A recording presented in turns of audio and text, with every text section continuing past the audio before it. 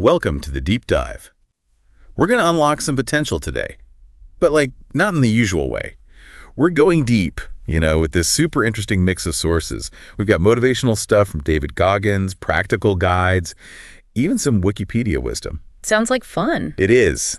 So the mission here, right, is to figure out what a growth mindset really is, why it matters, and how you can actually start cultivating one for yourself. Yeah, I'm excited to get into it, especially with such a unique blend of sources. We've got inspiration and action all in one place. Exactly. So let's jump right in. The personal development training material we have, it starts with Carol Dweck's definition of a growth mindset. Okay, lay on us. All right, so she says it's the belief that your abilities and intelligence can be developed. It's not just something you're born with. So the opposite of this is as good as I get. Yeah, exactly. It's like the opposite of a fixed mindset, which basically says, this is it, I'm stuck. But a growth mindset says, hey, I can grow, I can learn, I can change. That's powerful. And it ties in really well with the idea of personal development as this continuous process. Oh, totally. And that's highlighted in the Skills You Need guide too.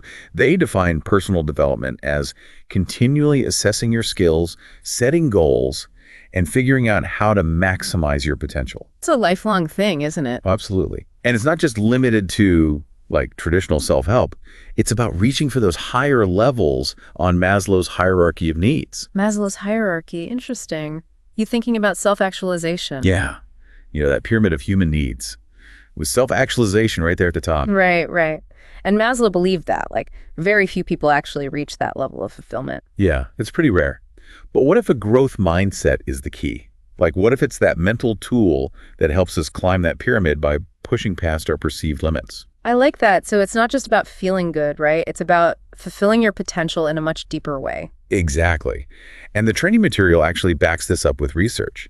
It says that a growth mindset leads to some really tangible benefits. Yeah, what kind of benefits are we talking? Well, for one, people with a growth mindset, they're more likely to embrace challenges instead of avoiding them. They don't shy away from the tough stuff. No, they don't. They see those challenges as opportunities to grow and learn. So it's not about avoiding failure. It's about using it to your advantage. Yeah, it's about learning from it faster than everyone else. Yeah. Which is a huge advantage, especially in a world that's super competitive. Totally. And it's not just about being tough or resilient. It's about understanding that your abilities are malleable. Yeah. You can improve with effort and the right strategies. Right. So it's not oh, I'm bad at math, so I'll never be good at it. It's more okay, maybe math is challenging for me now, but I can learn and get better with practice. Exactly. And that leads to more motivation and persistence, right? Because you're not limited by this fixed view of your abilities. It's if you believe you can get better, you're way more likely to keep pushing even when things get tough. Totally. And the training material actually breaks down the HOW of cultivating this mindset into 4 steps. Okay, I love actionable advice. Right. So the 4 steps are embracing challenges, learning from criticism, celebrating effort, and reflecting regularly. All right, I like it. A simple but powerful framework. Exactly. And we'll dive deeper into each of those steps in a bit. But first, I think it's helpful to see how these principles play out in a real-life example. Okay, who are you thinking of? Well, someone like David Goggins.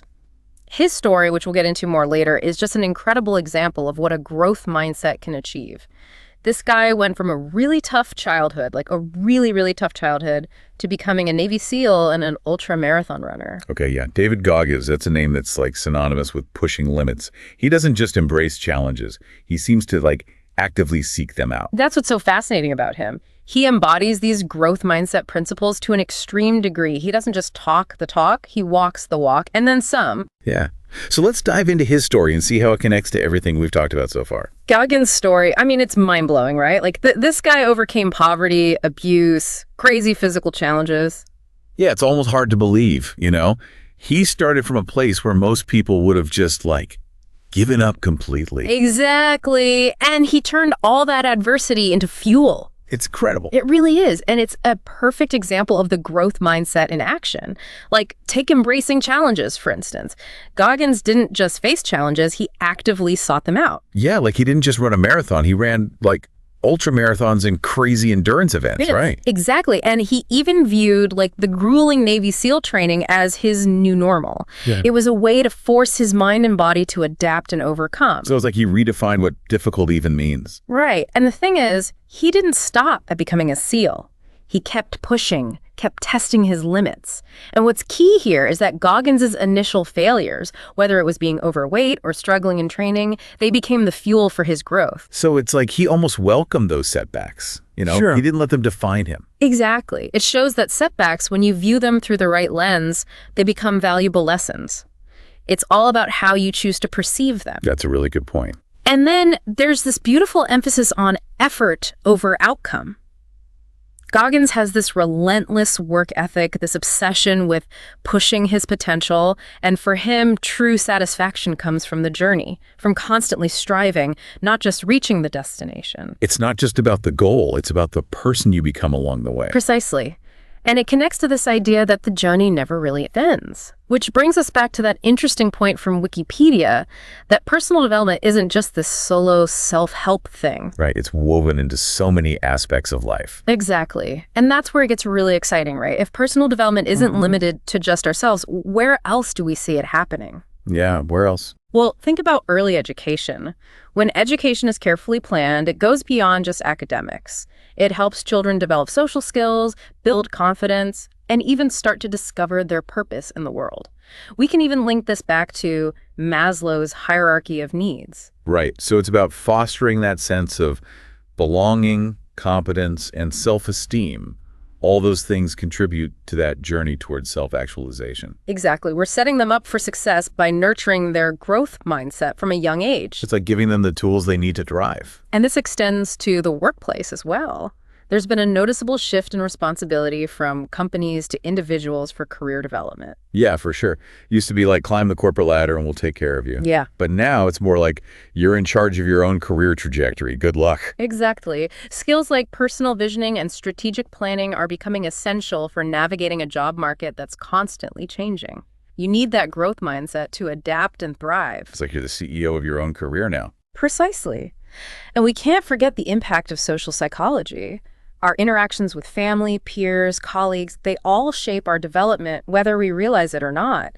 It's this ongoing dynamic process. So it's like we're constantly influencing each other, consciously or unconsciously. Right. And that means creating an environment that supports growth becomes even more important. Yeah, totally. Like, think about the impact of mentors and coaches, people who guide and support others on their own journeys. Exactly. Or think about communities and organizations that create spaces for people to connect, learn, and evolve together. So it's not just about individual effort. Yeah. It's also about the systems and structures we create that either support or hinder personal development. Precisely. And this brings up some really important questions. What kind of environments are we creating in our schools, our workplaces, our families that either foster or stifle growth? Yeah, that's a good question. Like, are we providing opportunities for people to discover their strengths, embrace challenges, learn from their mistakes? Right. Or are we inadvertently creating systems that reinforce a fixed mindset? Wow, those are big questions. They really highlight how personal development isn't just this individual pursuit, but something that's deeply intertwined with our social structures and systems. They're important questions. And it really makes you think about how we can be more intentional about creating environments that nurture growth for ourselves and for the people around us. So, what does all this mean for someone listening? Someone who's maybe just starting to think about this whole idea of personal development and a growth mindset. It means you have a choice, right? You can choose to see yourself and the world through this lens of possibility, growth, continuous evolution. You can choose to embrace challenges as opportunities, criticism as feedback, and effort as its own reward. So it's not about ignoring the tough stuff. It's about changing how we react to it. Exactly. And you can choose to surround yourself with people and systems that support that growth, people who lift you up and encourage you. Creating that supportive ecosystem, yeah. It all starts with a single step, a shift in perspective, a willingness to believe that you're not fixed, that you're capable of so much more than you think. Like that. Okay, so we've covered a lot today. We talked about what a growth mindset is, why it matters, and how to cultivate it. We even got inspired by David Goggins and his crazy story. And remember, this is just the beginning. The journey is yours to create. So if personal development is this lifelong journey, where will your growth mindset take you? What challenges will you embrace? What potential will you unlock? Ooh, that's deep. It is. And think about that personal vision we talked about earlier. Take some time to really define what that looks like for you. What are your strengths? What areas do you want to work on? And what steps can you take starting today to move closer to that vision? So we're like giving our listener a challenge here, but it's a good one, right? The kind that leads to some awesome self-discovery. Totally. And remember, you don't need all the answers right away. The beauty of a growth mindset is that it's about embracing the journey, the learning, the evolution.